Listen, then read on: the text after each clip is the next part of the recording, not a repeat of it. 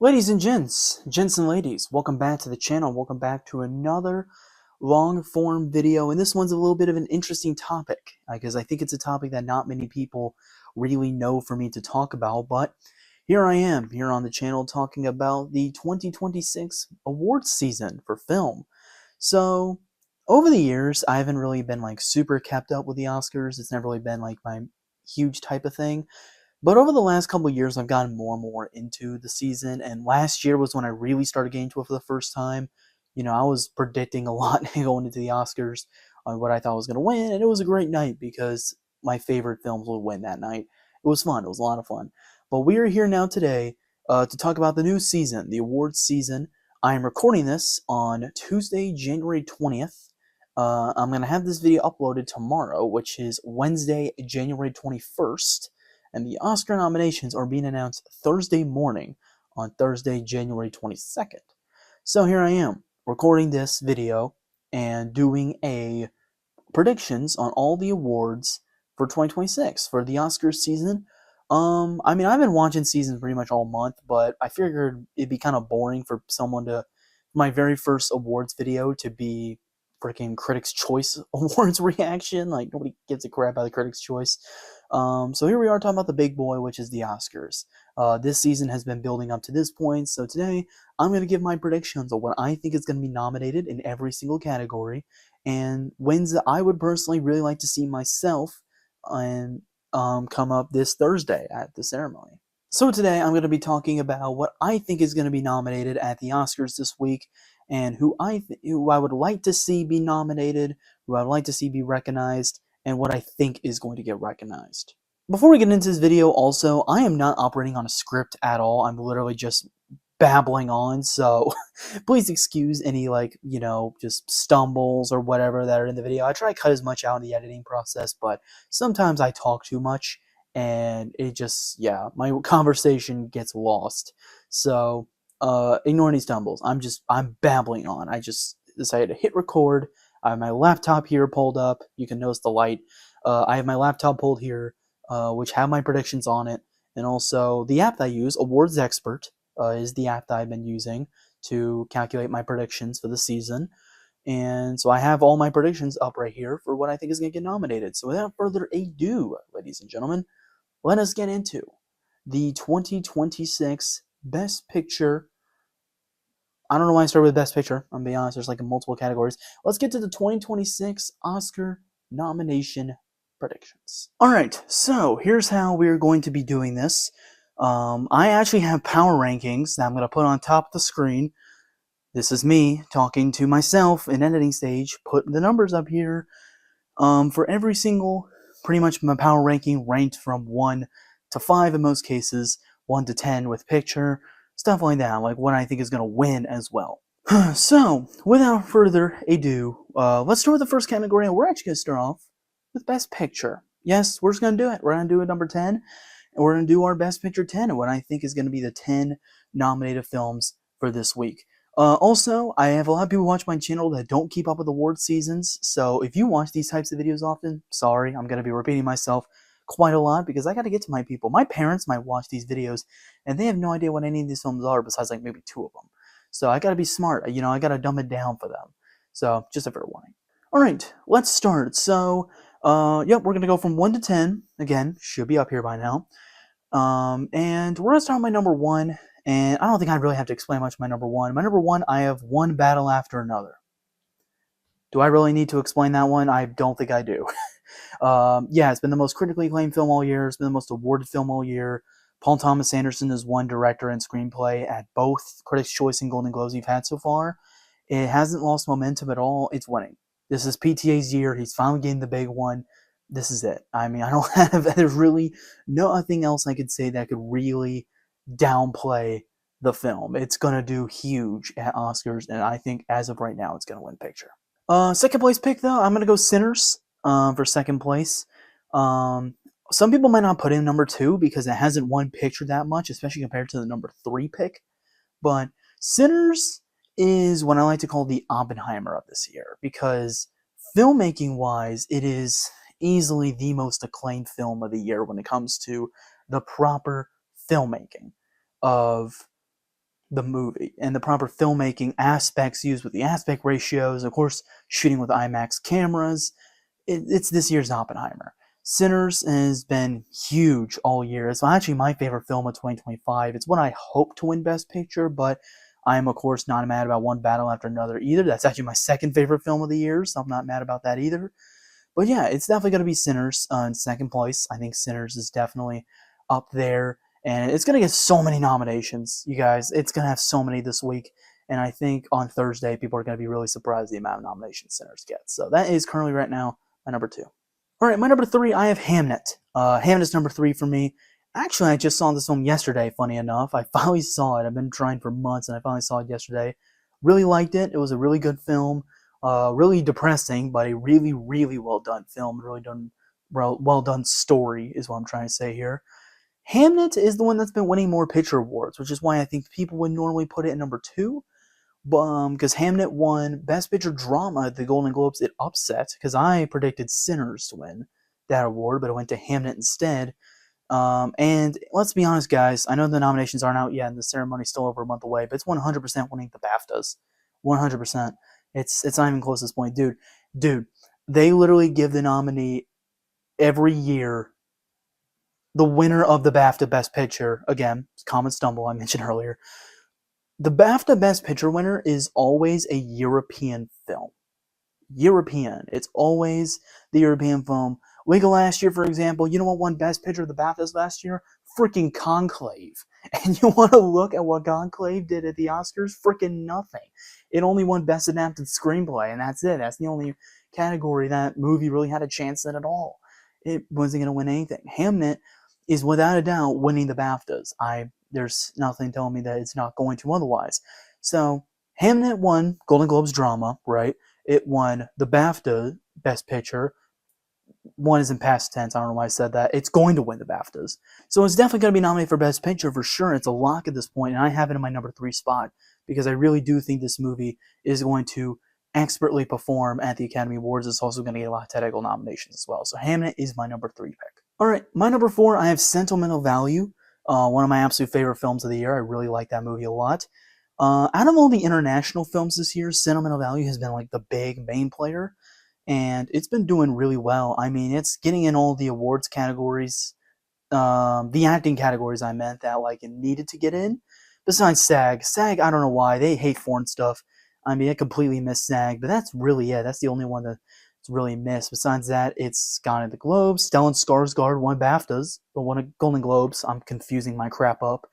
Stellan Skarsgård won the Golden Globes, and I mean, everyone's been in consideration. Renate Reinsve, Ingub's daughter Lilias, and even Elle Fanning has been in consideration, even though Elle Fanning has kind of fallen off a little bit. But the other 3 have really been striking gold everywhere. Joachim Trier's consistently been nominated for director and screenplay. I think he actually will make both, as we'll get to later on. Yeah, Sentimental Value is making it. There's nothing else telling me that it's not going to make it. It's 100% my 4th pick. Pick number 5, I have Marty Supreme. Transition to my 5th film, also my 3rd favorite film of the year. My top 3 are the top 5 in the Best Picture conversation, which kind of shows just how good these darn films are. Yeah, Marty Supreme. Unfortunately, I don't think it's going to win much. There's one award that I'm really confident will win. I'll let you get to that shortly. But yeah, Marty Supreme is 100% getting the Best Picture without a doubt. It's been the big player for A24. It's also been getting nominated pretty much everywhere as well, even with some surprise nominations, which we'll speak about later in the video. Marty Supreme, I think, is definitely going to get in this, and again, there's really nothing telling me it won't. I think it's definitely getting in here, and it's definitely going to be a big player this season, even though I don't think it's going to win much. And next, number 6 pick. We're at halfway now. Number 6 pick is Frankenstein from Guillermo del Toro. Yeah, it's Frankenstein. It's Guillermo del Toro. Guillermo del Toro is beloved by the Oscars. They love him. And also, it's been consistently performing well this season. Del Toro has even gotten in some director nominations, which has been pretty huge for him. It's definitely getting in at this point. It's sweeping the technical categories. Oh boy.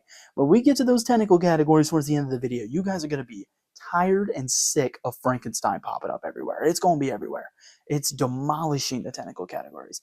And I think for that reason, it's definitely a lock for Best Picture at this point. It's 100% locked in. I mean, a couple months ago, maybe you can question it a little bit, but now it's like completely locked, I think. I think it's 100% getting in the picture. Alright, so those 6 I just mentioned, the 6 up top right now, are the ones that I think are locked. Those 6 are 100% getting into the category, like genuinely no contest. These next 4, especially number 10, I can't wait to get number 10, because number 10 could switch up so easily. But these next 3 movies are movies I am really sure are getting in, but I can't say they're locked, because who the hell knows what could happen. But I'm really interested to talk about these next 4. Starting off with number 7, another film I also saw yesterday. That is The Secret Agent. I also saw this yesterday with Hamnet at a double feature. Dude, I freaking love this movie. It was awesome. It was so cool. If you haven't seen it, I mean, it's not really playing much, but if it's at a local art theater or something near you, holy hell, go see this movie. It's brilliant. It's absolutely my favorite international film of the year. It's really, really good. And yeah, it deserves to be here. I mean, its momentum has been gained steady. About a month ago or so, if you told me The Secret Agent was going to be Best Picture, I probably would have laughed at you. But I mean, look where it's gotten since. I mean, the International Feature Awards at everything else, dude, Secret Agent's been sweeping. The Secret Agent won Best International Feature at the Critics' Choice and Golden Globes. And everybody thought that it was just an accident, was going to be the award, the international darling of the season. But no, it's going to be Secret Agent. And Wagner Moura has also gone places. I mean, he just won the Golden Globe for Best Actor in a Drama Film. So, yeah, The Secret Agent's going places, man. I'm telling you, there's some, I would love to see it pop up in a lot of nominations on Oscars morning. That'd be great. And I think it's in picture. I think it's going to be a big international player. I think, I mean, this and Sentimental Value are the only 2 international films I have locked in picture.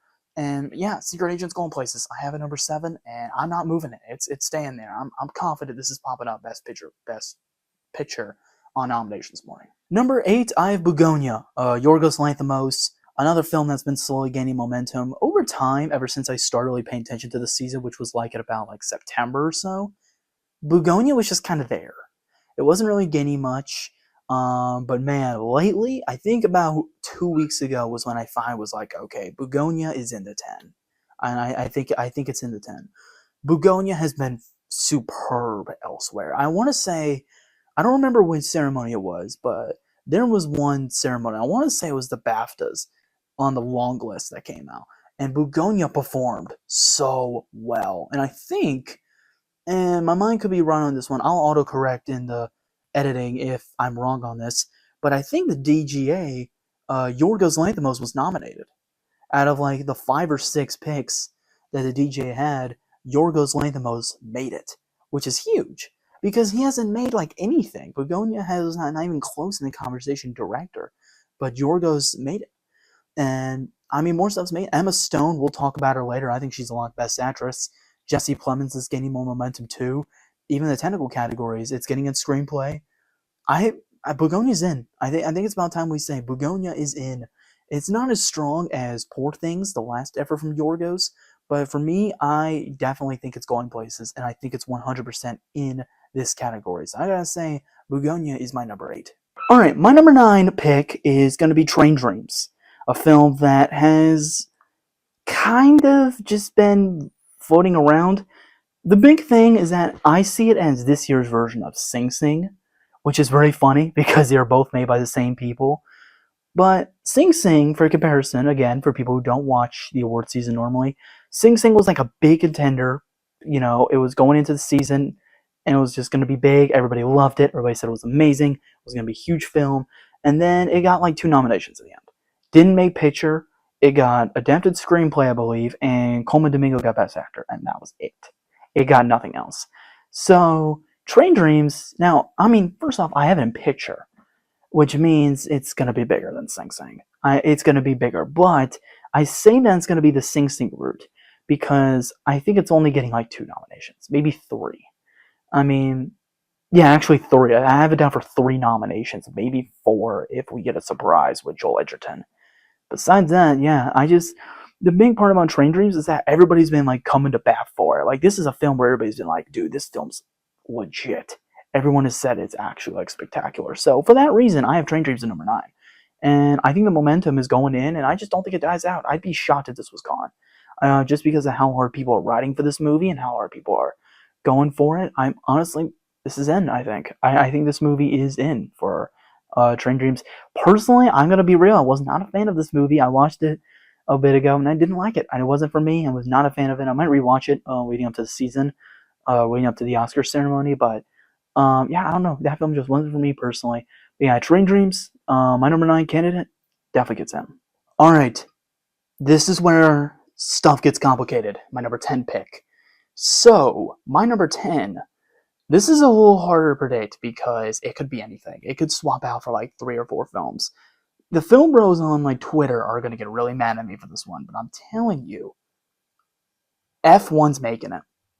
F1's my number 10. And I know, now my casual viewers may have actually heard of this movie, so people are like, huh, F1, Best Picture nominee?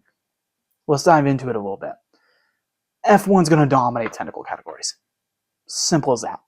In the same vein of Frankenstein, F1 is going to dominate the technical categories. Not necessarily win, but it's going to be nominated in almost every single. I have it for cinematography, sound. I have a winning sound. I have a score. I have it for everything, dude. F1 is going places.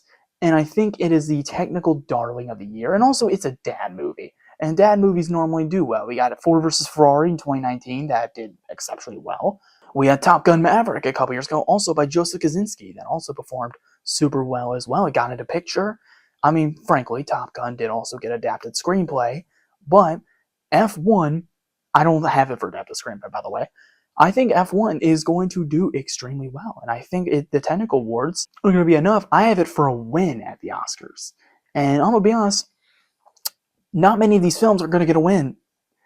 Bugonia, for example, might not walk out with a single award. There's a chance that happens. The Secret Agent might not walk out with a single win. F1, I have it walking out with a win. And I think that's enough to have it at least in the conversation to be in the Oscar 10. So some people might be like, what the heck, F1? I'm telling you guys, on Thursday morning, I'll be reacting to the Oscar nominees live, by the way. If F1's not in Best Picture, then it's going to be a huge upset, which we're going to get into. Alright, so before we move on to our next category, because I wrapped up my 10, I'm going to do a few honorable mentions here. Basically films that could get into the 10, but I unfortunately do not have in the 10. So first up is a movie that I think a lot of people really do think are getting into 10, and unfortunately I am not in the same boat as that, and that was It Was Just an Accident.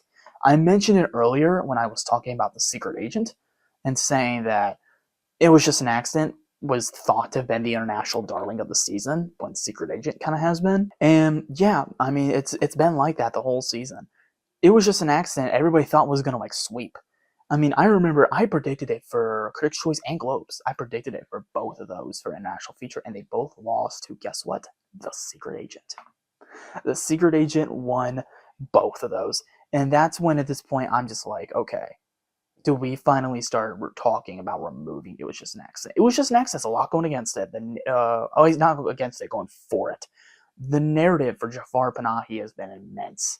If you guys don't know, Jafar Panahi, the writer and director of It Was Just an Accident, made this film to criticize the Iranian authorities, and which is a big thing in their country. And because of making this film and previous run-ins he's had with the law in Iran for expressing his concerns about the government, he is going to prison for 6 years after the award season is done. So after the Oscars is over, he is off to prison for 6 years. So yeah, that's why everybody's been on Panahi's side, is because, you know, he's going off to jail after this season, so they want to get him a win. But no one's going to bat for it, man. That's just the problem. Like, nobody is talking about It Was Just an Accident that much. Nobody's going to bat for this film, and that's why I think it might be screwed, people. It's why I think Panahi... Look, I have It Was Just an Accident for screenplay, for Best Original Screenplay. That might be it, people. Panahi might be out of director, and I think It Was Just an Accident's out of picture. But if It Was Just an Accident pops up, and the Oscars 10 nominations this morning, I'll be happy, man. I'll be happy. I like the film. I actually have seen It Was Just an Accident. It was a great film. It was really, really good. And I would love if it got in at the Best Picture 10. But solely at this point, I don't know. Everything's just going to bat against this film. Everything is lining up against this movie. Panahi's won nothing. It Was Just an Accident's won little to nothing at the big ceremonies. It didn't walk out with a single award at Critics' Choice or Globes. I think it's out. I think it's out of the 10 with this one. I would love to be wrong, though, so we'll see on nominations morning. All right, a couple other movies to talk about here. I got my laptop pulled up, so I'm gonna look towards here for a sec. No Other Choice. I could get in. I don't know. The big problem about No Other Choice is that it's just been getting nothing. I mean, the only thing I have no other choice to consider. I might have it for adapted screenplay. I might have to see. I don't know. We'll talk about that in a sec. I might have for adapted screenplay, but that's it. No Other Choice is just, yeah, it's fallen off. It's not getting anything. It hasn't been anywhere close. Some ceremonies I might have missed international feature a few times. I don't know if it did or not, but it might have. Yeah, it's just screwed. It's gonna get international feature for sure, but I think ultimately that's it for No Other Choice. I haven't seen the film, so I can't really judge it too much. But yeah, unfortunately that one's kind of screwed. Wicked for good. Yeah, Wicked's cooked. It's cooked. Wicked's done for. Yeah, it was thought to have been big, but the movie just came out and nobody liked it, man. No one really liked the film. I liked it. I thought it was fine. But nobody really liked the film. Nobody really cared about it, so unfortunately it's out. Weapons? Weapons would be cool, bro. Weapons, if it got in, it's the best picture at the Academy Awards. Holy hell. If you have Weapons and Sinners in the same category, that would be insane. Because Weapons is with that, obviously Amy Madigan's getting nominated. Could get screenplay potentially. I think that's the one it like could. It has higher probability of getting best original screenplay than getting best picture. But never say never. Nether? What? I'm talking about Minecraft apparently. Never say never. Weapons could get him. We'll see. Avatar Fire and Ash. Yeah, it's dead. No hopes. Obviously, Avatar is winning Best Visual Effects, which, as I said earlier, with F1, a win could propel it. But nobody likes Avatar Fire and Ash. I thought it was just okay. I took like 4 or 5 friends to go see Avatar Fire and Ash in IMAX 3D. I kid you not, nobody liked it. Dude, some of my friends actually like genuinely hated it, and I was like, okay, I don't think it was that bad, but I didn't really like it much. But yeah, that film is screwed. I just don't think anybody's really liking it much, even though it is obviously going to win Best Visual Effects. Blue Moon, maybe, I don't know. I mean, Ethan Hawke's getting nominated. We know that for sure, but that's kind of it. I mean, no screenplay, no nothing, honestly. So that's why I think Blue Moon might be out. Jay Kelly, I would love if Jay Kelly made it.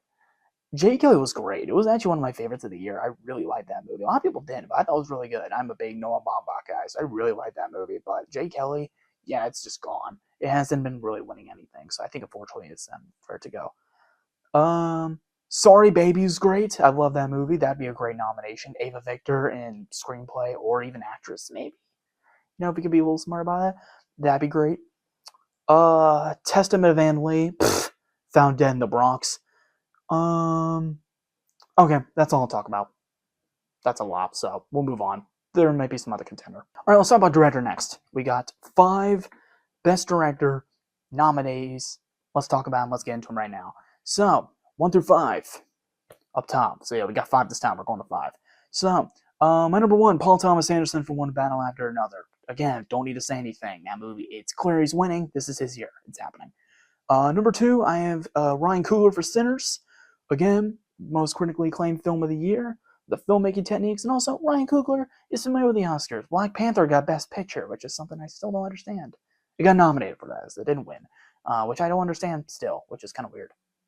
Chloe Zhao for Hamnet is my number 3. Yeah, after seeing Hamnet yesterday, she's definitely getting in, especially with how amazing Hamnet's performed. 4 and 5, this is the one people have been kind of switching a little bit, because we have some honorable mentions here. But my number 4, I have Joachim Trier for Sentimental Value. I was just talking about it earlier with Joachim Trier getting into a lot of places, but another big thing is that Joachim Trier's previous film, Worst Person in the World, which came back out in 2022, was really acclaimed, and I think a lot of people went to bat for that film and like really wanted to nominate it. I don't think it got anything. It might have gotten like screenplay or something. I don't know. I don't watch that. I don't remember that year, so it might have gotten into something, but yeah, I don't really remember much about that film. And the big thing is that Renate Reinsve, who we'll talk about later, an actress, also didn't get into that one. So Trier is going to kind of like make a comeback, I think, and I think he's getting into director for this one. I really don't see a reason why he doesn't get in. Some people are like taking him out. Don't rule out Joachim Trier. I think he's definitely a pick. In my number 5, I had Josh Safdie from Marty Supreme. Josh Safdie has been very acclaimed for a long time. Of course, him and his brother Benny were a big duo for a while. I mean, people have been really taking note of how Josh Safdie has kind of been by himself and like doing his own thing, and I think that's going to do really good things for Mari Supreme. I have Safdie number 5. A lot of people may think that's kind of crazy compared to someone like Guillermo del Toro, Jafar Panahi, but I have Safdie number 5. I don't think he moves. All right, let's talk about honorable mentions for a sec. I got a few I want to talk about. First up, Guillermo del Toro, Frankenstein. Could make it.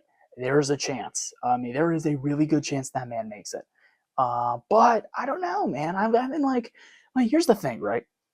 The direction in Frankenstein is not like out of this world, you know? Like, it's not like, let's say, Shape of Water, which won Best Picture and I think won Director for Guillermo del Toro back in 2017. Like, it's not like a mind-blowing film with directing, but, I mean, he's been, he's critically acclaimed, and he's also gotten in. I think he got into DGA. He got into something. It was the Globes. Yeah, I think he got into the Globes. I think Safdie missed, and he got in the Globes. So, they do love him, and he's been nominated for most of the season. He's my number 6 pick. If I had to have like a 6, it'd be him. But as of right now, I don't know. We have no idea about him. Also want to talk about Jafar Panahi. It was just an accident. I already mentioned the narrative earlier. I don't need to again. Unfortunately, he's just fallen off. The movie's fallen off as a whole. I would love for his name to pop up. If it was up to me, I'd have him the 5. But I really don't think he's going to be there on nominations morning. But hopefully, if he is, I'm going to be happy, man. That would be awesome to see him get recognized. Even if he won't win, because he definitely won't, no offense. Freaking Paul Thomas Anderson. He's going to at least be nominated. He's going to be up there. And I think that'd be great if he was up there. So we'll see. I mean, maybe it can happen, but I think Panahi's going to be up there. All right, sorry. I am scrolling my expert app to see if there's anyone else that could really be talked about.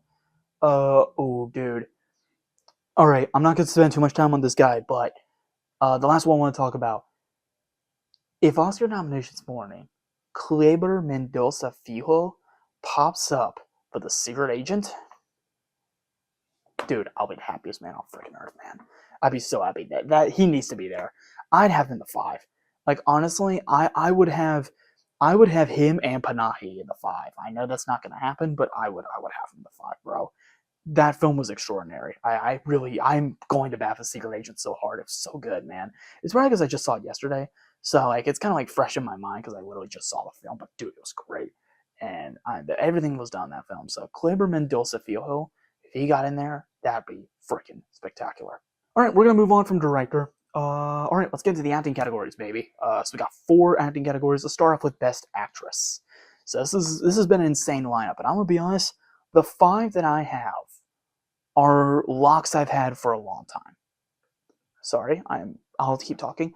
I've had these best 5 lineup locked for so long.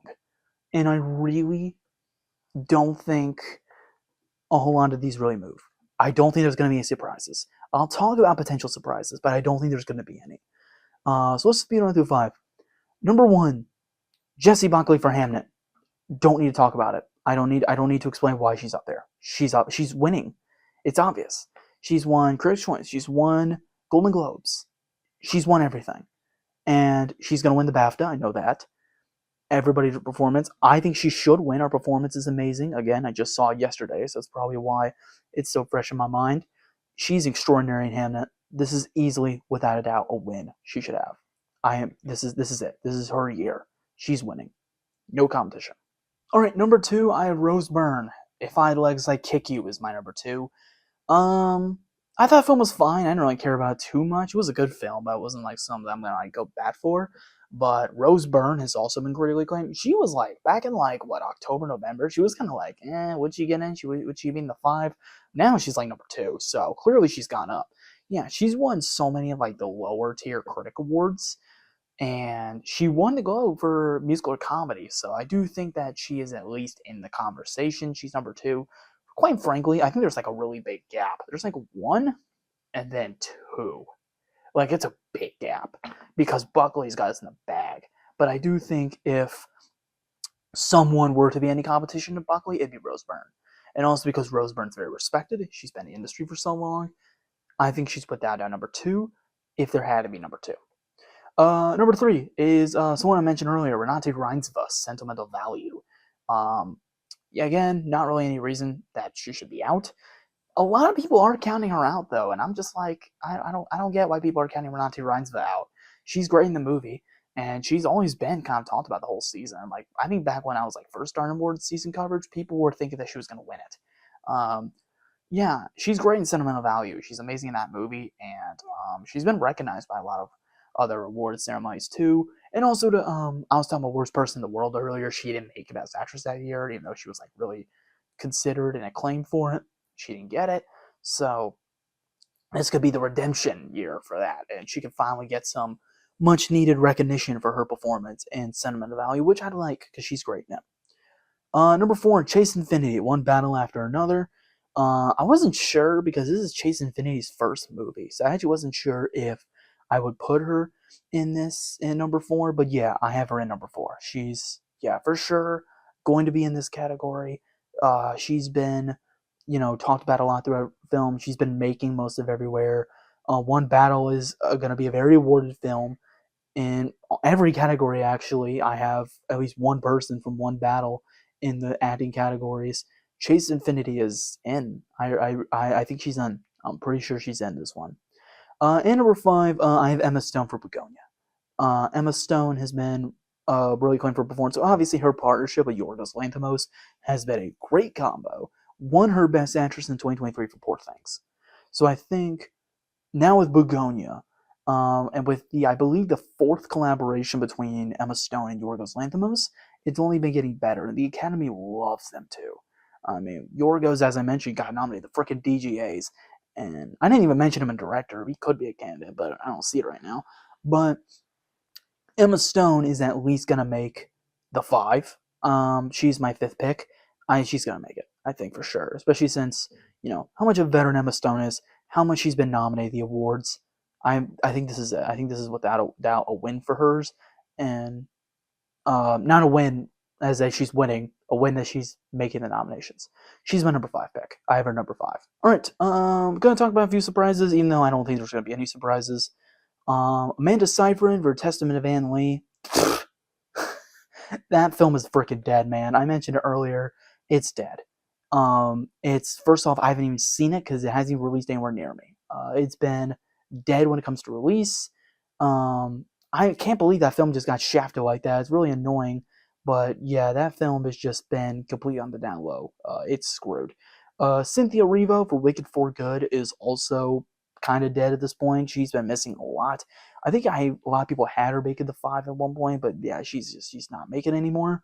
She didn't make Critics' Choice. She didn't make, what was it, SAG? Yeah, she didn't make SAG. Yeah, Erivo could still make it to give some hope for Wicked for Good, but unfortunately, I don't think it's there. And the final surprise I have is Kate Hudson for Song Sung Blue. This one is like super far reached. Like, I'm gonna be real. Some people, I think I saw, what was it, Variety, I think? Variety were like predicting that Kate Hudson was gonna get nominated. And I was like, what the hell, dude? That is so random. Now, I haven't seen Song Sung Blue. I've heard nothing but terrible things about it. I've heard it was not a very good film. But yeah, it's been doing rough. And Kate Hudson, I just don't really see why she would get it. I mean, if it's just a career thing, then like, come on, man, like that's kind of dumb. And like, I've always not really liked when awards are given, just because she's had a great career. Kate Hudson has had a great career, but Song Sung Blue, again, haven't seen it. Maybe I'm wrong. Might not be one of her best performances, and but yeah, people are really like saying that maybe it's possible. I don't think it's possible. SAG, she got into that though, so I guess something, but that's the only thing she's gotten in all season, man. She, besides the Globes, but everybody gets in the Globes. Everybody gets in the Globes. So, but I don't see her there. I don't think Katie Hudson's making for Best Actress. If she did, I'd be shocked. Especially over Cynthia Erivo and even Amanda Seyfried. I'd be shocked. But we'll see. Anything could happen. Alright, let's next talk about Best Actor. So, another lineup that I'm honestly confident. I know this one's been kind of switchy for some people, but I'm confident in the 5 we got right now. Honestly, all the acting lineups, I'm confident in the lineup that we got, besides like maybe supporting actress, but we'll get to that in a sec. So, Best Actor, let's talk about it. First up, number 1, Timothée Chalamet for Marty Supreme. This is his freaking win, man. This is his year. If they don't nominate him, if they don't award him the win, it'd be frustrating. Single-handedly my favorite male performance of the year. He is absolutely excellent, Marty Supreme. This is without a doubt a win he should have. He's great. He's thrilling. He's electric in the film. I mean, he literally becomes this character, and he absolutely should be the winner here. The big thing is that Timothée Chalamet, of course, was nominated last year for Bob Dylan, Complete Unknown, and that was like a big contender. And actually won at SAG last year, which is why I think there's a chance that he might not win the SAG this year. But so far, Chalamet has won Golden Globe and Critics' Choice, which is great for him. It looks great for him. But he did not. But I don't think he's winning SAG. He got into SAG. But I don't think he's winning just because he won last year. But Oscar this year, if it wasn't him, I'd be surprised. It'd be like I said. I think this is his year for Chalamet. I mean, he's earned it. He's done so much. He's not even 30 years old, and he's done so much. I think this is it. This is the Oscar for Timothée Chalamet. I am confident in that. Number 2, I have Leonardo DiCaprio for One Battle After Another, aka who I think is going to win the SAG. Yeah, I do think DiCaprio's won SAG, solely because Chalamet, I don't think is going to win 2 years in a row. So I think instead of having Chalamet win, they're going to have DiCaprio win that. But yeah, like I said, like with Buckley and Byrne, honestly, I do think it's a pretty huge gap. Not like this gap like I had for them two, but like that, you know? But yeah, DiCaprio, I think, is great in One Battle After Another. He's the lead character, so, and probably what is the most awarded film of the year. Yeah, of course he's going to make it. Of course he's going to be nominated. And if Chalamet were to lose, DiCaprio's winning. I mean, that's kind of like the thing. But DiCaprio also hasn't been awarded all season, and DiCaprio's already an Oscar winner. I think the thing with Chalamet is that he hasn't won an Oscar, so everybody's like rooting for him because he's not getting the big one. DiCaprio already won. Even though it was not that long ago, quite frankly. It was, I think, 10 years ago with Revenant. But that's it. It was a while ago when he won. So, I mean, we'll see. Anything can happen, you know. We've had, like, stiff competition like that before for the Oscar, but I don't think it's him for the record this year. Number 3, I have Michael B. Jordan for Sinners. Yeah, Sinners pops back up again.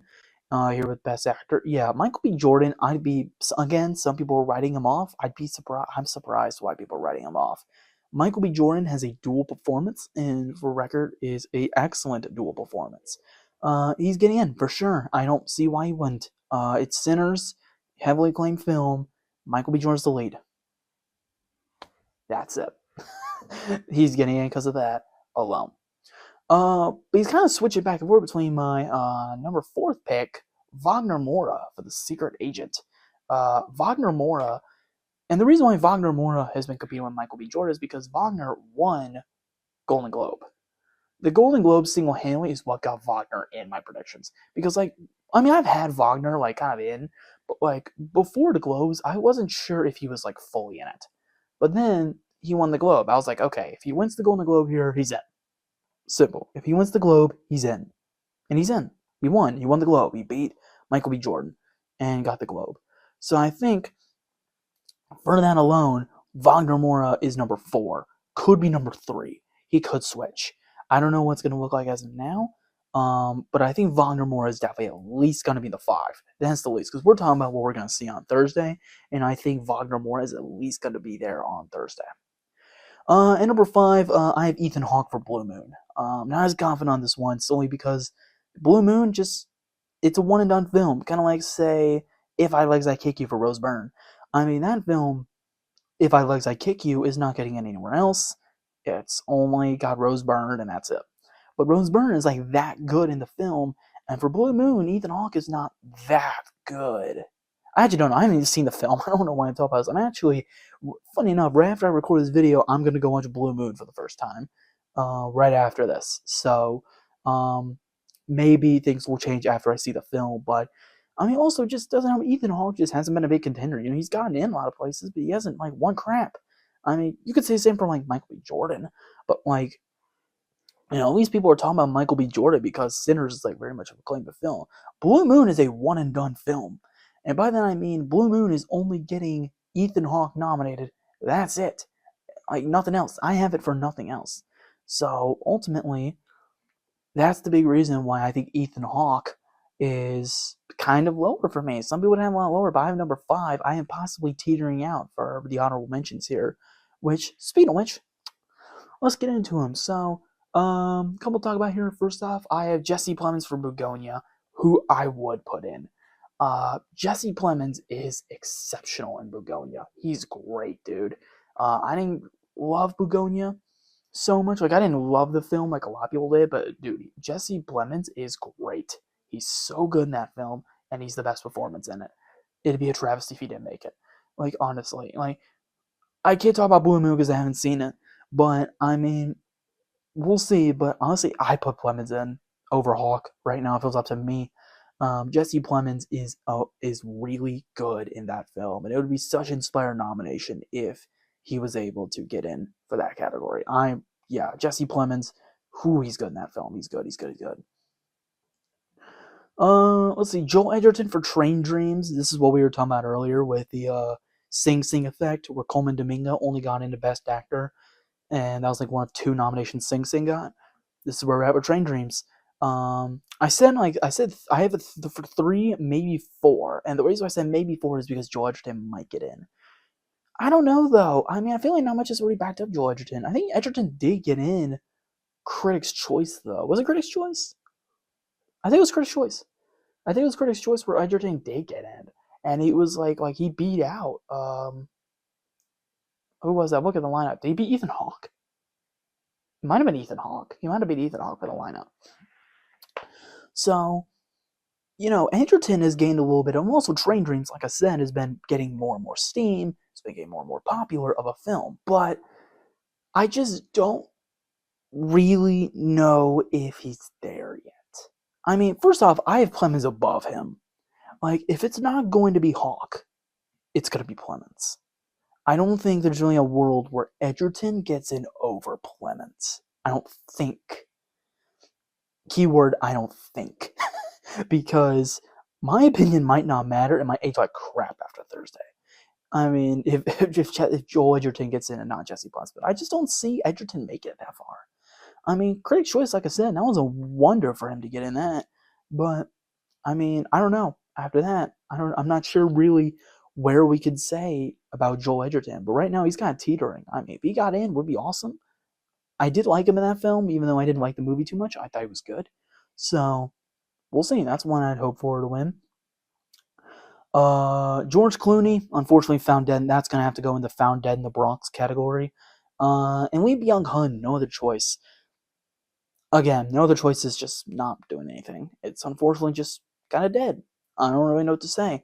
Yeah, unfortunately that one's done. Would be cool if he made it. I don't know. I hadn't seen the film, so I have no idea. But yeah, that's it for Best Actor. Let's move on. All right, we're gonna get into our 2 supporting categories. I'm gonna start with Supporting Actress first. So this is the one that I think has been like really, kind of spun out. Like, there are a few of these I think are locks. Actually, I think my first 3 are locks. 4 and 5 could switch. 4 I'm more confident on than 5, but we'll see. All right, I don't want to talk about it. Let's get into it. Number 1, and my personal, who I think is going to win as of now, Teyana Taylor, one battle after another. As of right now, I think she's winning. She won the Globe, and ultimately, I do think one battle has got to get some acting win. Because, spoiler for Best Supporting Actor, I don't have a one battle after another actor winning that one right now. So, and I didn't have it for actress or actor either. It's got to win something. And I think if it's going to be anybody, it's going to be Teyana Taylor. She's great in the film. She's already won. She's been very liked by the awards guilds. I think she's winning. She's at least locked. I mean, if she isn't winning, she's at least going to be nominated, that's for sure. But the other woman that could win, and who's already won a Critics' Choice, is Amy Madigan for Weapons. Currently my number 2 pick. Amy Madigan has been performing so freaking well this season, and it's getting kind of insane because everybody months ago, I was thinking, is Weapons going to actually get that notice? Because the Academy normally doesn't like horror films. I know Demi Moore last year was kind of like, maybe she'd actually win. She was like really close. It was like her and Mikey Madison last year. It was a really huge race between those 2, but it came to Mikey in the end. I don't know if Amy Madigan is going to be in the same acclaim as, say, Demi Moore. I don't know if she's going to be liked at the same form as that, but she's great in the film. She's great in Weapons. I think she's at least in. I think people will go to bat for her to where she'll at least win, maybe as a career testament to Amy Madigan. But as of right now, I don't have too much for her, so we'll see. I think she'll get in. If it's not Teyana winning, it's Amy. But as of right now, we'll have to see. And my number 3, and who I would pick to win. This is actually who I would pick to win because I thought her performance she's my favorite female performance of the whole year. Inga Ibsdottir Lilius for Sentimental Value is my number 3 pick. Yeah, my favorite female performance of the year. She was exceptional in that film. She was amazing in Sentimental Value. One of her first film roles, too, and she was so freaking good in that movie. Yeah, she was great. I think this is without a doubt going to be in because Sentimental Value is going to get love across the acting category. And Inga Ibsdottir Lilius has been kind of the winner when it comes to the acting for Sentimental Value besides who we're going to get to in supporting actor. So, ultimately, I think I just spoiled my supporting actor pick. But anyways, Inga Ibsdottir Lilius, she's been getting in everywhere. I think she'll win BAFTA. I think she'll win BAFTA. I don't know. And it's kind of, she made the long list, so she's always getting in. I think she will win it. I think she'll win the BAFTA. It's kind of tough to say it now because they could easily give it to someone like Amy Madigan or Teyana Taylor. But Inga Ibsdottir Lilius, I have in my number 3. Again, I'd give her the win. She's my favorite of the year. My number 4 is one I am not like locked in. You know, those 3 I had locked. This one I don't have like fully locked in, but I'm confident she's getting in, and that's Wunmi Mosaku for Sinners. Someone else who has gained an unbelievable amount of momentum throughout the last few months. Wunmi Mosaku got in Critics' Choice. She got in the... did she miss Globes? Did she miss Globes? Correct myself in editing if she won or not. Not won. She was in. I don't know if she was. I think she was in SAG, though. I do want to say she was in SAG. So, she's getting more and more momentum. Pretty much, Wunmi Mosaku. So I think she's in. Besides Michael B. Jordan, she's been the main acting player for Sinners. That's getting a lot of love, getting a lot of awards. And I think ultimately, this one, I think is happening. I think she's going to get in for this one, which will be great. She's great in that film, so that'd be a great awards recognition right there. And my number 5, this one, a lot of people have dropped out of their 5, but I'll be honest, I've kept her in because I think this film desperately needs some big love, like a supporting actress nomination would. I am, of course, talking about Ariana Grande in Wicked for Good. Look, we know Wicked for Good is gone. It's not getting a picture. It's not getting Cynthia Erivo in. Wicked for Good needs something, okay? It needs something. And I think everybody can agree that the big spotlight in at least this film is Ariana Grande's performance. And I think everybody can agree that she's been like the big spotlight in this category in the film, because Ariana Grande almost won last year. If it wasn't for Zoe Saldana and Emilia Perez, Ariana Grande would have won last year. And I think that's the big thing that has people coming back to Ariana. And people like, should we give her another chance? Should we give her another nomination? And like I said, Wicked for Good they need something big, man. They're going to do good in the technical stuff, but that isn't enough. They need something big. And I think Ariana Grande is where that will take them. But I'm not confident in it, to be honest. I think she could easily swap out for one of my honorable mention picks. But, I mean, like I said, Wicked needs something big. And Ariana, I think, could be the one to hoist them up into potentially capturing more nominations. And finally, the last honorable mentions I have for this category. Let's see, I have 3 I'm going to talk about here. Yep. First up, and the one who I think could replace now for Ariana Grande, and I think is very close with her, Odessa A'zion and Mari Supreme. Someone else who's been getting so much momentum over the past month, ever since Mari Supreme released. Odessa has gotten so much. She's gotten much push. She's been getting a lot of recognition for her performance. She is brilliant in that film. I've never seen her in anything before Mari Supreme, and she is so freaking good in that movie. So, yes, Odessa A'zion should without a doubt get recognized. I would have her in the 5. If it was me, she'd be in there. She's great in the film, and I think her getting more recognition. She got in SAG. That was freaking huge. She got in SAG, and I think she was in the BAFTA long list too. So she's gaining something. She's getting a little bit more notice. And I think if they decide to not capitalize on Ariana and not give her a nomination, then it's going to be to Odessa A'zion. So we'll see. But Odessa is who I have next. I'll go ahead and get skipped to the other Morty Supreme support actress, Gwyneth Paltrow. I've also kind of had the conversation, but unfortunately, I think she might also be gone from the conversation. The big thing is that Gwyneth Paltrow has not really gotten much. I think she got a BAFTA and a long list, and I want to say that's all she's got. I don't think she got really anything else. So, yeah, I think her chances are just gone, especially compared to Odessa. Because Odessa's getting much more compared to Gwyneth Paltrow. So I think Gwyneth Paltrow's gone. But I might as well talk about her. It's in the same freaking movie, so I might as well talk about it. If it's going to be anyone from Morty Supreme, though, it's going to be Odessa. And the last pick I have is Elle Fanning, Sentimental Value. Back on to Sentimental Value for a sec. A lot of people thought for months, I thought for a while that she was locked. I was like, okay, she's got to be in here because Sentimental Value is going to get that double nomination. Nobody's recognizing Elle Fanning. She's not getting in anything. She didn't get in.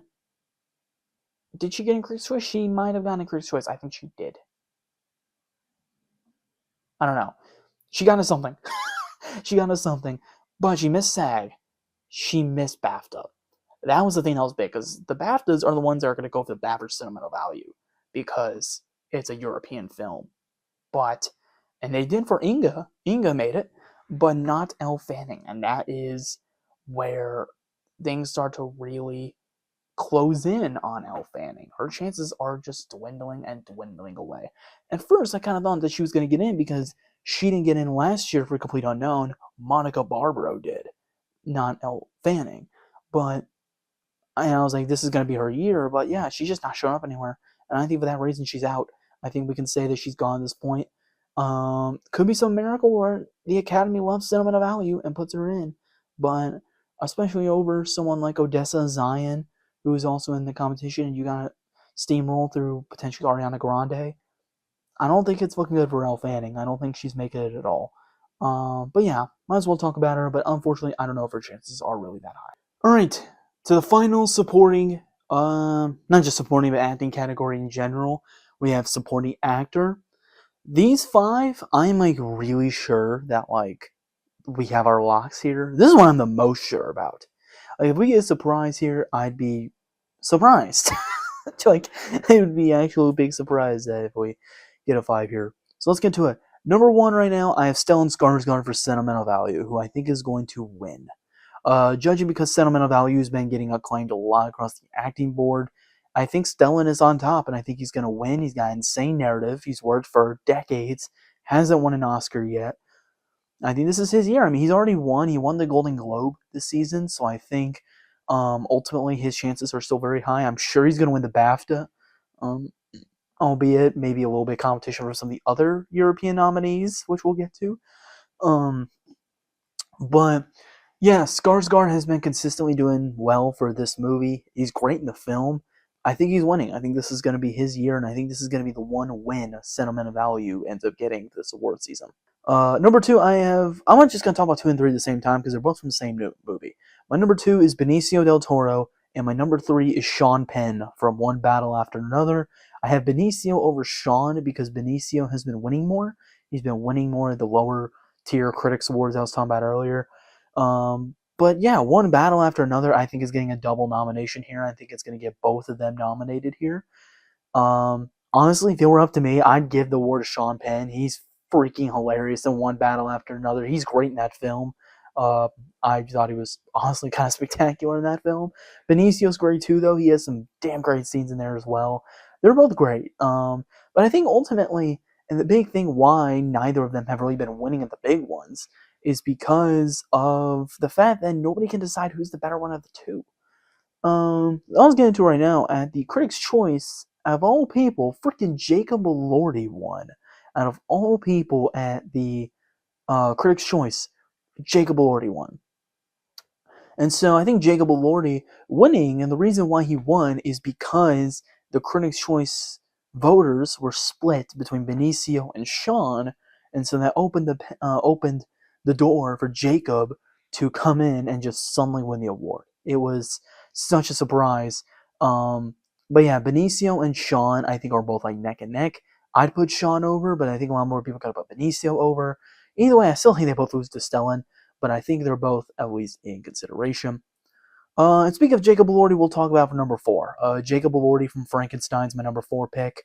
Absolutely transformative performance. He's great in that film, and obviously he's got the critics' choice. I mean, he's already won this season, so it's kind of insane that he did, and a huge shock that I don't think anybody really expected. So all in all, I do think Jacob could get BAFTAs. We'll see.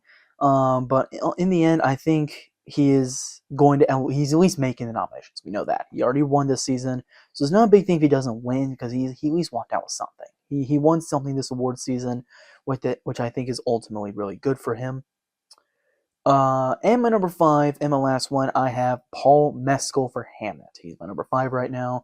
Paul Mescal has been going down a little low in recent months, solely because his performance in Hamnet is kind of overshadowed by Jessie Buckley, and even some of the child actors, like Jacoby Jupe, for example, clears Paul Mescal.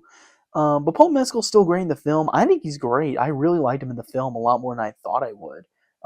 And I think he is someone who should be like more talked about this season. I'm kind of surprised he's not. But Paul Mescal is very good in the film, and I do think he's gonna at least make it. If they were to be surprised, though, he'd be the one going out. I will say that. If there were to be a surprise if there were to be a surprise getting in to supporting actor, he'd be the one going out. I think because he just hasn't been held in high regard like the other 4 in this category have. But yeah, I think those 5 are locks. To talk about a few honorable mentions real quick. Adam Sandler for Jay Kelly, I'm confident does not happen. The narrative behind Adam Sandler, everybody's been wanting him to get a nomination, but it's got to be like a really good role to get Adam Sandler that Oscar nomination, and I don't think Jay Kelly's that film.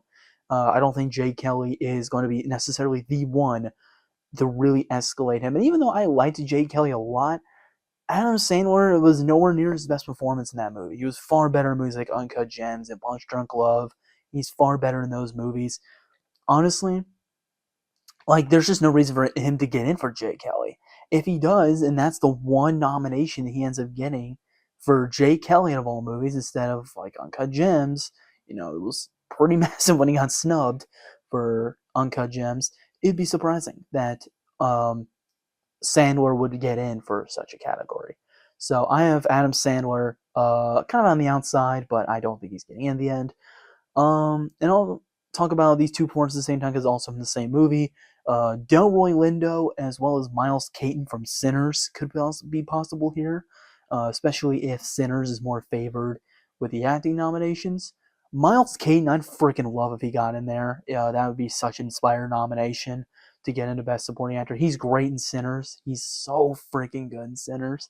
That'd be such an amazing nomination. And Delroy Lindo was also hilarious, and he's been working so long, so he would also be a really good nomination to get into Best Supporting Actor there at the Oscars.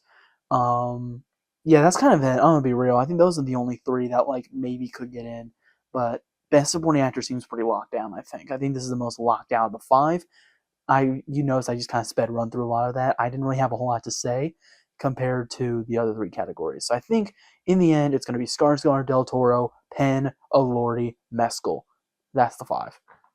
If it'd be a surprise, maybe Lindo or Caton. I don't think Sandler's doing it. But yeah, that is Best Supporting Actor for me.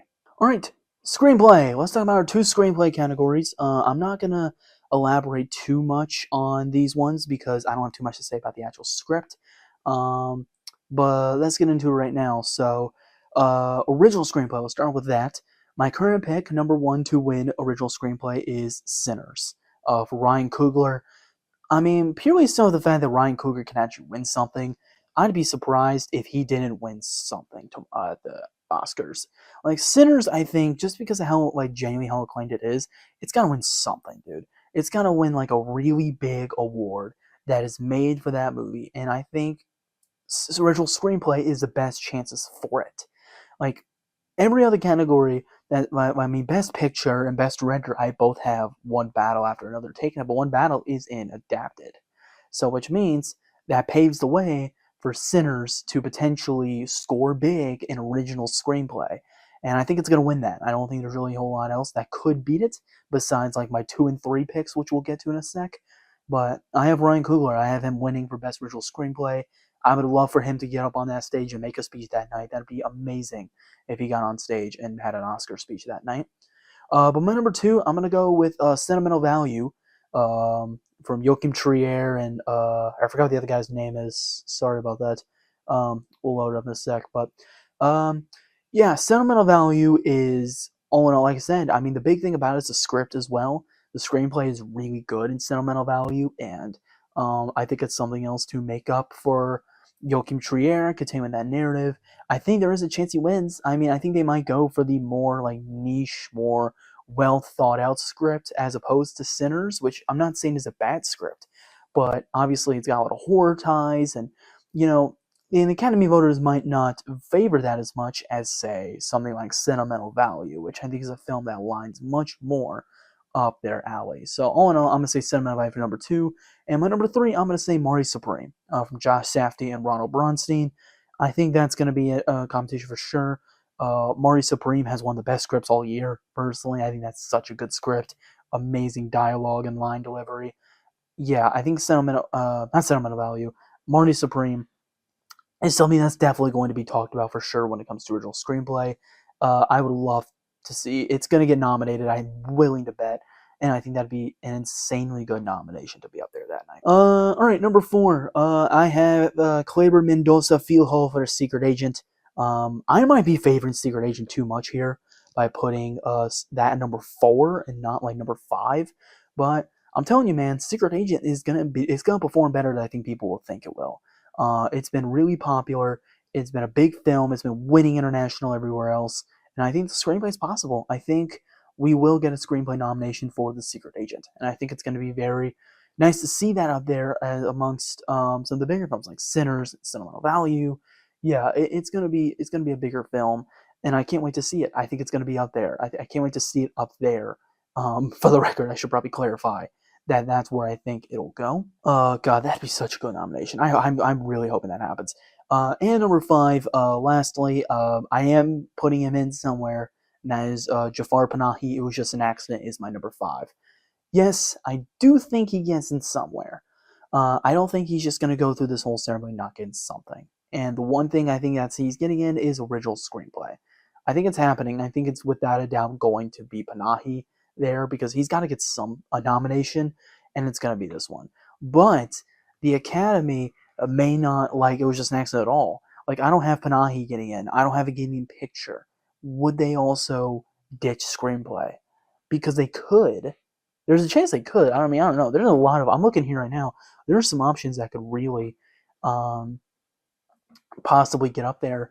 But in the end, I think it's going to be The Secret Agent, and I think that film is going to not Secret Agent. Sorry, It Was Just an Accident.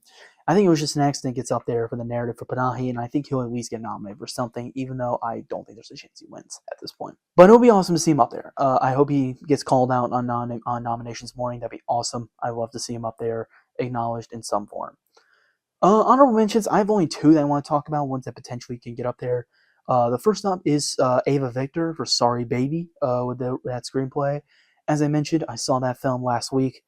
Thought it was really good. It was a really well done film, and the script is very good. It's a really impressive directorial debut as well for Ava Victor, and I do think ultimately it's something that could abide by the Academy.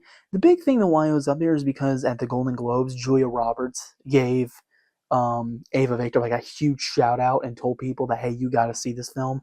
Kind of did more campaign than A24 themselves, because A24 has not been doing crap with this film. They've been promoting Marty Supreme. They have not promoted at all for Sorry Baby, and it's just been kind of hidden. But I could see it getting in this one.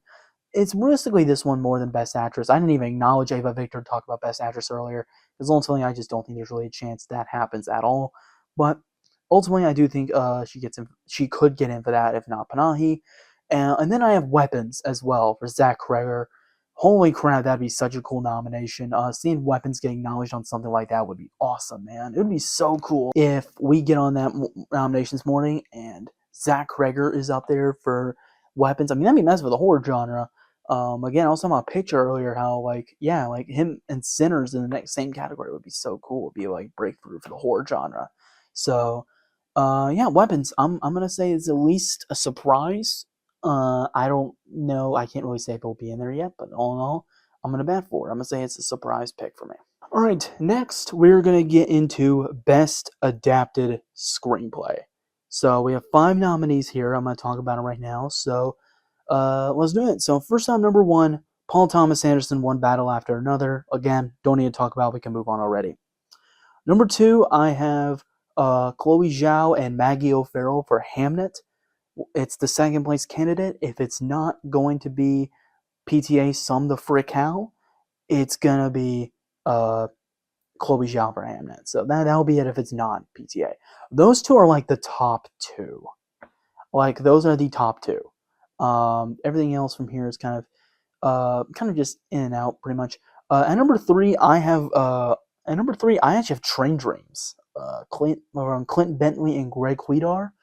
I have that at number three. I know some people might have that now lower, but Train Dreams, I think, is at least getting a screenplay nomination. Again, it helps the film has just been getting so acknowledged and so into the spotlight finally that I think it has to get adapted screenplay. Again, it'd just be one I'd be shocked if it doesn't get in there. It has to get in there for sure. Number four is Begonia, Will Tracy. Gonna get in there for sure. Again, Begonia is just getting so much more love. I think it gets in there for sure. And number five, I have Guillermo del Toro for Frankenstein. This is the one where I've been kind of like wondering if this is in because I think Frankenstein has super well thought out a script, but Frankenstein all in all is going to be like a super awarded film, and more people are going to talk about it. And all in all, I think it definitely is going to make it. I had it out for a while, but I think I finally decided recently to finally put Frankenstein in the 5. Let's see. Do we have any honorable mentions we should talk about? Only I think 2 I could say, yeah. No Other Choice, Park Chan-wook. If it's gonna get in something, it's that. If it's gonna get in something, it's gonna be that. Besides that, that's the only thing I think No Other Choice, besides International Feature, of course, that No Other Choice has any chance of getting in. So I think ultimately that's the only shot it's got. And also Wake Up Dead Man, a Knives Out mystery. This would be one I would love. I love if that got in because I really like that film. I think the Knives Out series is amazing. It's one of my favorite franchises. And plus, the first Knives Out and Glass Onion both got adapted, both got screenplay. Knives Out got an original screenplay, but Glass Onion got adapted. So Wake Up Dead Man could continue that trend. Another Knives Out entry into adapted screenplay. So all in all, I am going to say Wake Up Dead Man is a surprise, but I don't think it gets in. I think No Other Choice would be above it if there were something to get in. But all in all, those are my 5 for best adapted screenplay. All right, we're now diving into more of the technical categories. Again, this is going to be one where I generally don't have too much to say about. We're going to speed run through a lot of these technical categories because, I've already talked about the films themselves, unless I really need to go dive deep into them.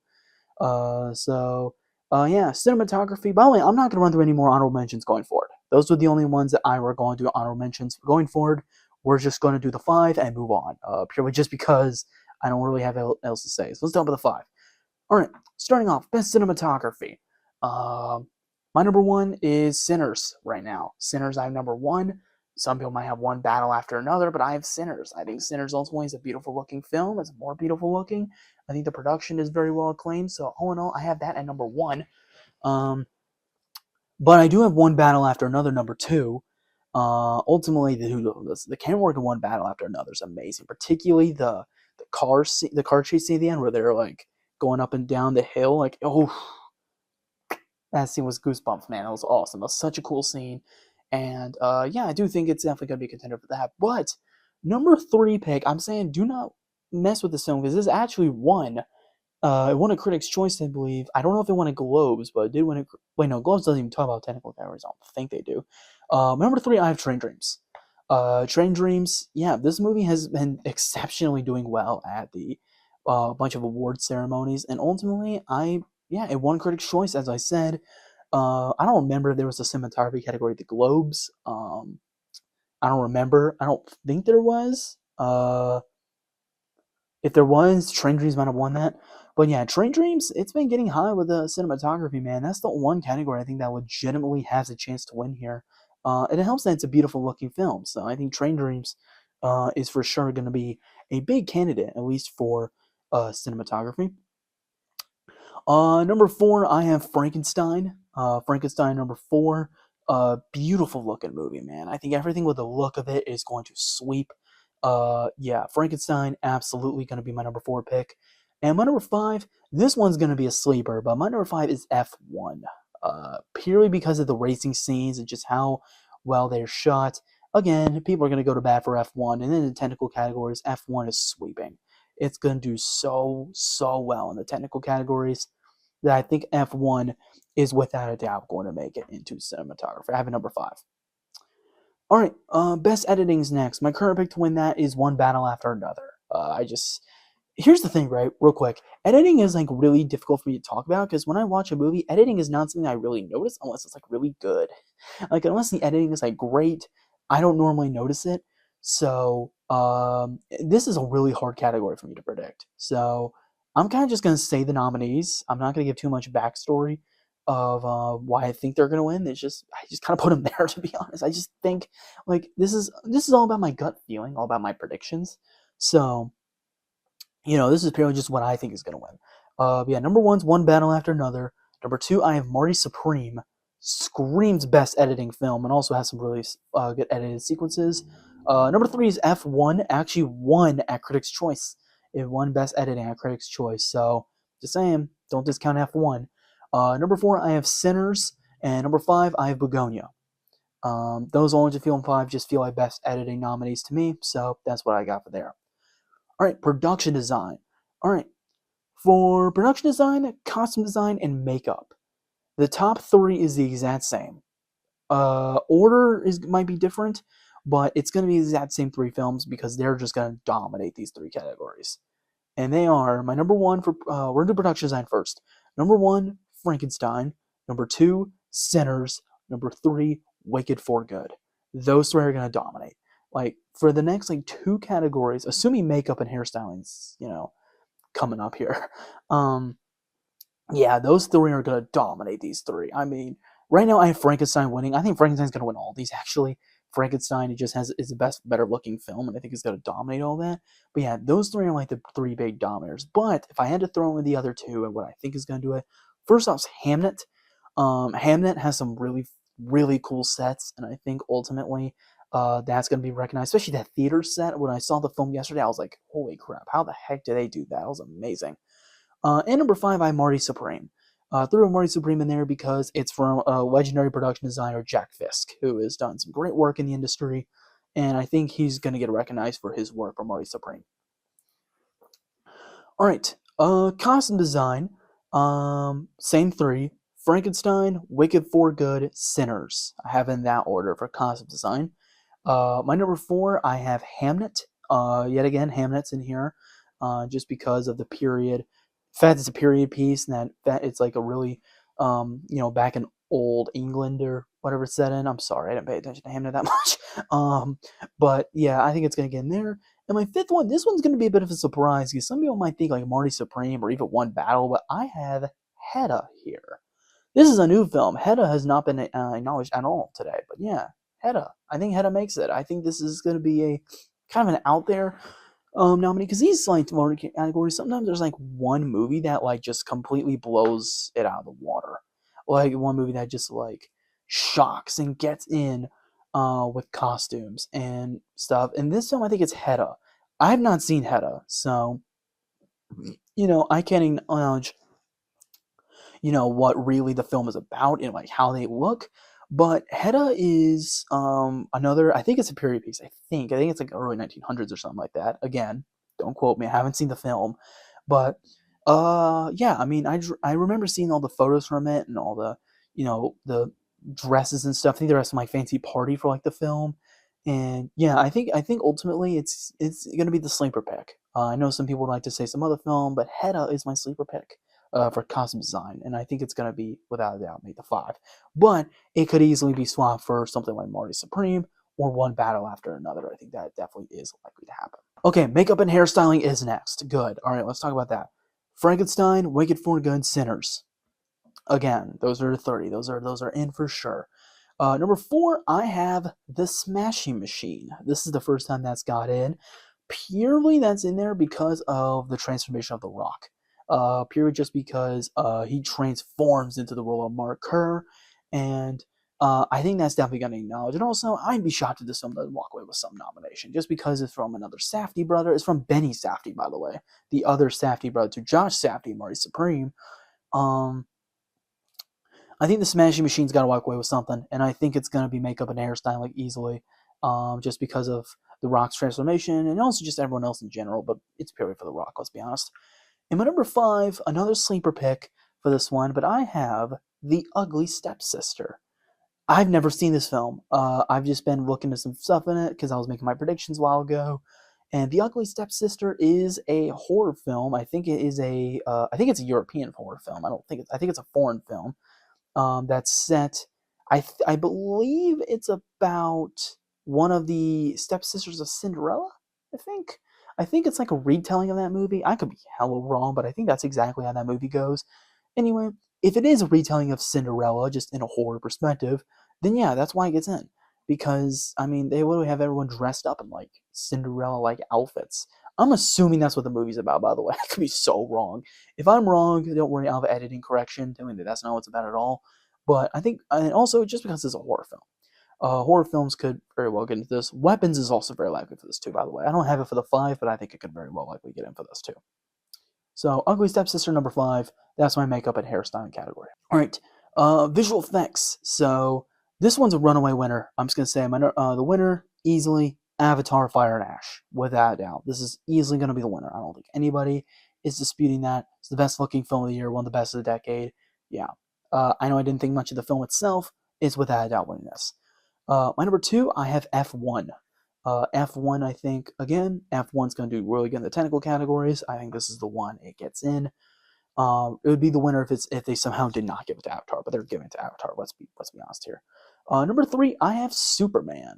A superhero film's got to make it, and I think it's more likely going to be Superman. Superman's been the one that's been acknowledged out of all the superhero movies, and ultimately, I think it is one of the better looking ones. Visual effects wise, it actually is the best looking one of them, in my opinion. So that'd be a cool one to get in. Number 4, I have Frankenstein. I have Superman above it just because Frankenstein does not use many visual effects. A lot of it is done practically. There's not that many VFX in the film, but with the look of the film, I think without a doubt this is one's getting in. And number 5, I have Wicked for Good. I decided to put Wicked here. I was tempting Sinners, but I think it's going to be Wicked purely just because of the fact that most of it's green screen and the fact that they kind of transform to the world of Oz. It's a more mythical world compared to something like Sinners. So I think Wicked gets in as my number 5. All right, best sound. My current winner is F1. Yes, I have F1 winning an award, and it's going to be this one. I'd be shocked if this lost. I think F1 is definitely without a doubt winning sound. Second place, I'd have One Battle After Another. Third place, I'd have Sinners. Just kind of going through these movies because I can't really talk much about sound. I just feel like that's what the Academy would go for. Number 4, I'm going to say Sarat, a film that has not been talked about at all with the Oscars conversation. But yeah, Sarat is a foreign film. I have not seen it yet. Everybody's been buzzing about how good the sound is. That's why I have it in here. I only have it in here because of how good the sound is, or apparently how good the sound is. How like it's been going around about how good the sound is for Sarat, so I think that gets in for that. And my number 5 option is Avatar: Fire and Ash. That sounds like a best sound movie to me, so I'm gonna go with that. Although I will say, freaking Warfare should be in the 5. If it was up to me, I put Warfare in. The sound of Warfare was great. That was the best part about that movie. Alex Garland is someone who knows how to do sound. But that's just my personal thing. All right, best score. So currently, my winner for best score, and this is the one I think this movie needs to win, Sinners, Ludwig Göransson. I think this is the one that they need to win. Sinners needs to win this one. The music is the best part about it. Genuinely. I even gone back and listened to some of the music from the movie after it's already out. Seriously, it has some incredible music. If Ludwig Göransson loses, that'd be an actual robbery. I'm sorry. He has to win this one. No contest. Number 2, I have Johnny Greenwood for One Battle After Another. I feel like a lot of people are starting to favor him a little bit, but it should be Göransson. I said it. Number 3, I have Alexander Desplat for Frankenstein. Sleeper pick for me. I did love that score. It was a really, really good score, and I feel like the Academy is going to go towards that one. Number 4, I have Max Richter for Hamnet. Seems like a reasonable one. Hamnet does have a really good score. A little more of a period piece type score, so I feel like that'd be more acclaimed. And my number 5, I have F1 from Hans Zimmer. Yep, a little bit of a surprise there, but that F1 score, people remember it. People talk about that score. They remember that score. I know some people are going to say Daniel Lopatin. Wait, no, was Daniel Lopatin the cinematographer? I think he was the composer. Hang on, I'll be right back. Okay, it is Daniel Lopatin. Sorry, I was confusing him with the cinematographer Darius Kanji. I had no idea which was which, so I kind of confused him for a bit. But yeah, Daniel Lopatin, the composer from Marty Supreme. That one could get in. That one would be if it wasn't F1, it'd be that. But I'm betting on F1 once again. I think F1 is just gone to lots of people, and there's that one iconic cue for F1 that people like. That doo doo doo. I can't freaking do it. What am I trying? But yeah, F1's number 5 for me. I think we're approaching the end here. Okay, we have a few more. All right, casting. This one's hard because this is the first time casting has been introduced.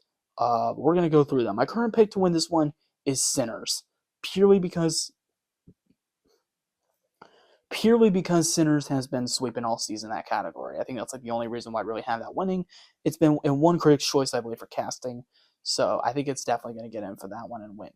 Number 2, I have One Battle After Another, purely because of how many people are getting nominated for it. I think that definitely is going to be second place. My number 3, I have Marty Supreme. People are kind of underestimating this one, but I'm telling you, do not underestimate Marty Supreme. I think it's the fact that Josh Safdie got a lot of normal people, like not actors for the film, such as like Kevin O'Leary, for example. So I think that one's going to be a little bit of a player. Number 4, I have Sentimental Value. That feels like one that's going to get into me. And number 5, I have Frankenstein. Those 5 feel like it to me. I'd be surprised if anything else got it. Maybe Hamnet could, but like I don't know. I'm kind of down on Hamnet. All right, international feature. This is gonna be a fun one. Right now, I have to win. I'm sticking with my gut that Sentimental Value wins feature, international feature. I'm sticking with my gut. I know my Secret Agent could win, but I'm sticking with my gut that Sentimental Value goes for it and actually gets in. I feel like that's one that's going to get in. I feel really good about that, but I could be wrong. Number 2 is Secret Agent, so we'll talk about that while we're on it. Secret Agent has been sweeping all season, international feature. It's one that very well easily could win in that category for sure. But I don't know. I'm just more confident in Sentimental Value. It's been doing really well, and I've been wanting to keep in the small aspects of Sentimental Value winning animated feature or international feature. Anime is next. Third, it was just an accident. Yeah, it's at least going to be in here. I know it's not going to win, but it's at least going to be in here. Number 4, I have No Other Choice, which I think is the only nomination No Other Choice gets in this ceremony. Yeah, No Other Choice I think is definitely getting international feature for sure. That one I'd be surprised if it got out. And number 5, I have Sarat. Just because Sarat's already been nominated, why not? Just add it onto it. It doesn't help that I haven't seen the film. Alright, animated feature. This is what I'm really going to speed around because I've only seen one of these movies, and that is the one that I think is going to win. It's easily going to win, actually. K-Pop Demon Hunters. Yeah, easily winning. We don't even have to have a conversation about this one. That is easily winning. My number 2, I have Zootopia 2. People are discounting it, but God, it's Zootopia, man. It's definitely getting in. And if somehow they don't give it to K-pop, it's going to be Zootopia. It doesn't help that everybody actually likes Zootopia 2. And everyone says it's a good film, so that one has to get in for sure. Third, I have Little Amelie. I have no idea what the hell that is. Only just because people have is a lot of people have had it in. Same thing with my number 4, Arco. I've never heard of that film, but just because everybody has been talking about it. And my number 5, I have Elio from Pixar. That feels like when people get in, a lot of people have actually said that movie's good. So we will see about Elio. Although I will say, some of my IRL friends really been going to bat for Chainsaw Man: The Reze Arc. I actually have seen that film. I'm not really big on anime, but they did make me watch that film, and it was good. It was actually pretty good, so I would not mind if it got into this, but sorry to you guys. If you guys are wondering about the status of Chainsaw Man: The Reze Arc, yeah, it's screwed. Demon Slayer is more likely to get in over that. I don't think Demon Slayer is getting in, so yeah, Chainsaw Man is kind of screwed. But those are my 5 for animated feature. And finally, the last category, Best Original Song. This is the most competitive this category has been in years, by the way. Kind of insane. But my number 1, the one that's been sweeping all season and the one I think is going to win, without a doubt, it's Golden from K-Pop Demon Hunters. It's by far and away winning. It's been winning every season. It's actually kind of a bop of a song, too. I'm not afraid to admit it. Yeah, it's been played everywhere. So, without a doubt, Golden K-Pop Demon Hunters is getting it. But number 2, I have I Lied to You from Sinners. That's what I want to win. I want that one to win because it's such a great song in general, but it's going to be golden. We already know. But I Lied to You is definitely going to be number 2. Number 3, I have Train Dreams from Train Dreams. I have the Train Dreams by Nick Cave. Yeah, Train Dreams yet again getting more and more love, and I feel like that song is getting more love as a result, so I think that gets in. Number 4, I have The Girl in the Bubble from Wicked for Good. No Place Like Home, I'm not even going to talk about that song, freaking sucked. But Girl in the Bubble is definitely getting into something, and I think it's going to be this. Yeah, Girl in the Bubble is actually decent. It's decent. It was fine. It wasn't a great song, but I have it getting into this one. And number 5, I have Drive from F1. Yet again, I'm betting on F1 because I know something like Dream is One from Avatar could get in here.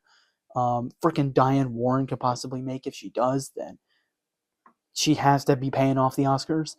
But yeah, I have F1 here. I have Drive getting in from Ed Sheeran. I feel like that song is bound to get in, especially because F1 is going to be a more liked film.